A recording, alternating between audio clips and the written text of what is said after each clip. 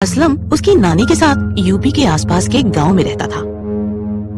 बहुत कोशिश के बाद आखिरकार असलम के लिए एक लड़की मिल ही गई। लड़की बहुत ही सुंदर थी और उसकी आवाज भी बहुत मीठी थी। वो कहते हैं ना, सब्र का फल मीठा होता है।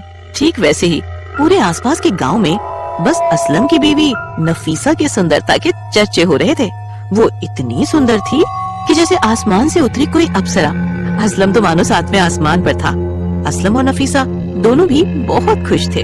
शादी की पहली रात असलम नफीसा के कमरे में चला गया। नफीसा के इत्र की खुशबू से पूरा कमरा महक रहा था।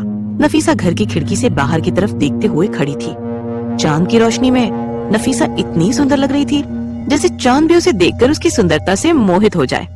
असलम नफीसा की तरफ बढ़ने लगा और जैसे ही असलम ने नफीसा के कंधे पर हाथ रखा, नफीसा अजीब सी आवाज में जोर से चिल्लाई, असलम आप सो जाओ, हमारी तबीयत बिल्कुल ठीक नहीं है। नसीबा क्या हुआ? अगर तुम्हारी तबीयत ठीक नहीं है तो कहो, मैं डॉक्टर को बुलाऊं? नफीसा ने भारी आवाज में कहा। असलम मैं ठीक हूँ, बस थोड़ी थक गई हूँ। अगर आपकी इजाजत हो तो क्या मैं सो जाऊं? ठीक है, तुम आराम कर लो। और ये तुम्हारी आवाज को क्या हुआ? नफीसा उसकी बात को अनसुना कर सो गई। असलम ने मन ही मन कहा, शायद शादी की भागदौड़ की वजह से उसकी आवाज खराब हो गई है। अगली सुबह काम के लिए निकलते समय असलम ने नफीसा को पूछा, तो अब कैसी है तुम्हारी तबीयत और तुम्हारी आवाज? तुम्हारी आवाज अब ठीक है ना? मुझे क्या हुआ है? मैं तो बिल्कुल ठीक हूँ। वहीं आंगन में असलम की नानी बैठी हुई थी। असलम ने कहा, चलो शाम को मिलते हैं, खुदा हाफिज। ये कहते हुए असलम घर से बाहर चला गया। थोड़ी देर में असलम घर वापस आ गया और वो नफीसा की ओर अंदर चला गया।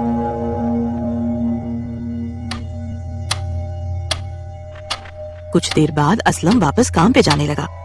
वहीं आंगन में बैठी नानी ने उसे टोक दिया, अरे क्या हुआ असलम, अभी अभी तो काम पे चले गए थे, ये तुरंत वापस भी आ गए।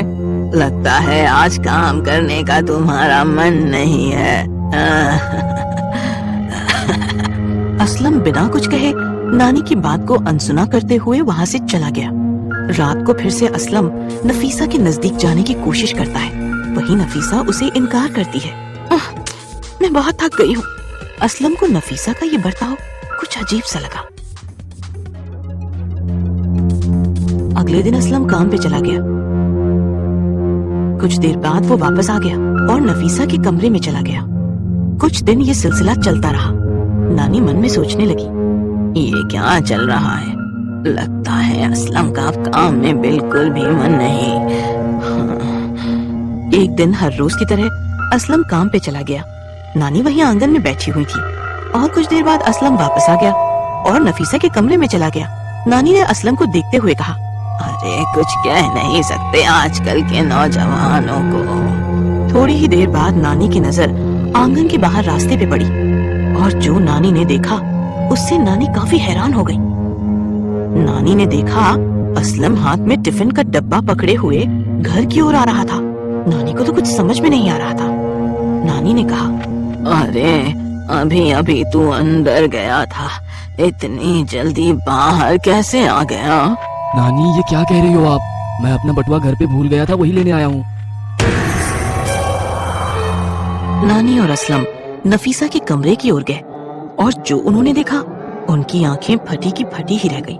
उन्होंने देखा नफीसा के साथ कोई और नहीं बल्कि असलम जैसे दिखने वाला कोई शख्स खड़ा था और जैसे ही उसकी नजर नानी और असलम पे पड़ी, वही उसने नफीसा के शरीर में प्रवेश किया और नफीसा बेकाबू होने लगी। वो चीजें यहाँ से वहाँ फेंकने लगी, अजीब अजीब सी बातें करने लगी।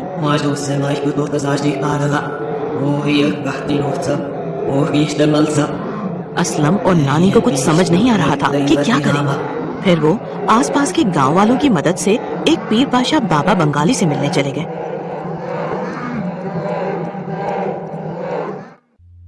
असलम और नानी ने पीर बाबा को इतने दिनों से हो रहे चीजों के बारे में बताया। फिर उन्होंने पूछा, ये कब से हो रहा है? और असलम ने कहा, बाबा जी निकाह के बाद घर लौटते समय नसीबा को गाड़ी में उल्टी जैसा होने लगा।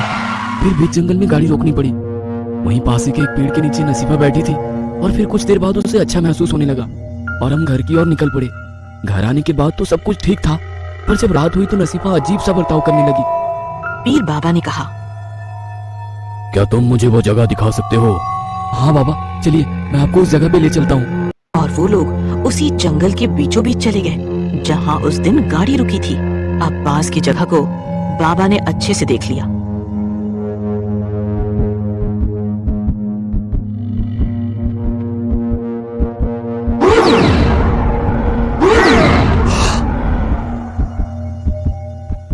और वो लौट गए। लौटने के समय बाबा ने असलम से कहा, देखो बेटे, ये जो तुम्हारी बीवी पे हावी है वो कोई ऐसे वैसे भूत नहीं बल्कि जिन का साया है। जिन? हाँ जिन। ये जिन बहुत शक्तिशाली होते हैं बेटे। कुछ जिन अच्छे तो कुछ बुरे होते हैं। खूबसूरत औरत की खुशबू से वे आकर्षित हो जाते हैं। ये जिन किसी भी व्यक्ति वस्तु का रूप ले सकते हैं। इन्हें बस में करना बहुत मुश्किल होता है। जिन जिन पे हावी होते हैं उन्हें लोग पागल समझते हैं, इसलिए नई शादीशुदा दुल्हन को घर से बाहर नहीं जाने देते। बाबा, मेरी नसीबा को इस जिन से छुटकारा दिलाओ बाबा। मैं इसकी मुंह बोली कीमत देने को तैयार हूँ। असलम, मैंने तुम्हें पहले ही कहा है, ये कोई ऐसा वैसा भूत नहीं बल्कि जिन्न है। उससे छुटकारा पाना बहुत मुश्किल है। वे बहुत ताकतवर और जादुई शक्तियों से पूर्ण होते हैं। उसे काबू में करने के लिए कई शक्तिशाली आत्माओं को बुलाना पड़ेगा और हमें उसकी कीमत भी चुकानी पड़ेगी। असलम, तुम एक काम करो, शाम होते ही नसीफा को पास के कब्रिस्तान में ले आना। साथ में ये कुछ सामग्री भी ले आना। ठीक है बाबा जी। अंधेरा होते ही असलम नफीसा को लेकर कब्रिस्तान पहुंच गया। बाबा वहाँ पहले से ही मौजूद थे। असलम ने देखा कब्रिस्तान के बीचों बीच एक चक्र बना था। बाबा ने असलम से कहा, असलम, नसीफा को यहाँ बिठा दो। नफीसा बैठ गई और बाबा ने तुरंत कुछ मंत्र फूके और नफीसा पर हावी हुआ जिन अपना रूप दिखाने लगा। नफीसा यानी उसके अंदर का जिन पूरे कब्रिस्तान में दौड़ने लगा। बाबा के बनाए हुए चक्र में उसका बैठना बहुत जरूरी था। चक्र के अंदर जाते ही उसे काबू करना मुमकिन था, पर नफीसा यानी जिन कब्रिस्तान में यहाँ से वहाँ दौड़ रहा था। बाबा की बहुत कोशिश करने के बाद भी वो काबू में नहीं आ रहा था। आखिरकार बाबा ने कुछ और मंत्र फूंक कर कब्रिस्तान के कुछ आत्माओं को जगा दिया। बाबा ने उनसे कहा, इस जिन को इस चक्र के अंदर ले आओ। जिन को काबू करना इंसानों के लिए बहुत मुश्किल था, पर कुछ प्रेत आत्माएं मिलकर ही उसे काबू कर सकते हैं। बाबा ने मंत्र बोले और कुछ आत्माएं प्रकट हुई। उन्होंने बाबा से कहा, हम जिन को काबू में करने में आपकी सहायता करेंगे, पर हमारी कुछ ख्वाहिशें आपको पूरी करनी होगी। ठीक है, मुझे तुम्हारी सारी बातें मंजूर है, पर तुम्हें वादा करना होगा कि वे जिन फिर नसीफा को परेशान नहीं करेगा और उसे उसकी जगह कैद कर दोगे। कुछ ही देर में जिन यानी नफीसा का शरीर उस चक्र के अंदर आकर बैठ गया। फिर बाबा ने कुछ और मंत्र फूके और जिन को काबू में करके नफीसा के शरीर से उसे निकालने के लिए प्रयास करने लगे। और जैसे जैसे बाबा मंत्र फूकते गए वैसे वैसे नफीसा यानी जिन शांत होने लगा। थोड़ी ही देर में नफीसा बेहोश हो गई।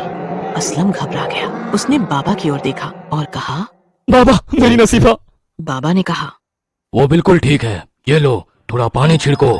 असलम ने नफीसा के चेहरे पर पानी की कुछ बूंदें छिड़की और नफीसा होश में आ गई।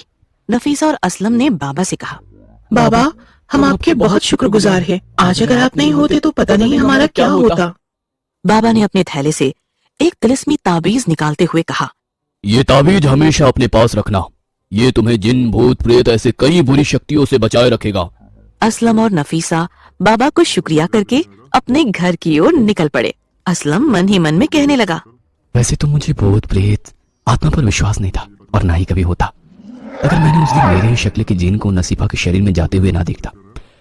कुछ चीजें हमें दिखाई नहीं देती, पर उनका वजूद होता है।